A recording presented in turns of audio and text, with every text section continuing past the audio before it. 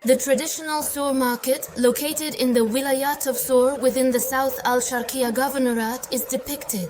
Isa sa mga pinakalumang tanyag na pamilihan sa Amman, pinagsasama nito ang halimuyak ng nakaraan at ang diwa ng kasalukuyan at ang tumitibok na puso ng komersyal at kultural na buhay ng lungsod.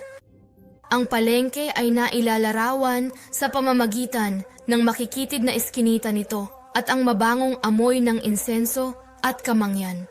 Makikita mo ang lahat ng kailangan mo dito, mula sa mga lokal na produkto tulad ng mga halamang gamot, pampalasa, handicraft, silverware at marine artifact.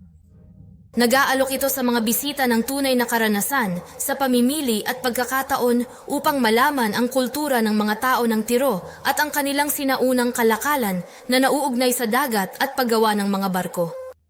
Upang malaman ang kahulugan, higit pa pakiskan ang response code. Mabilis at tamasahin ang isang natatanging karanasan sa kashta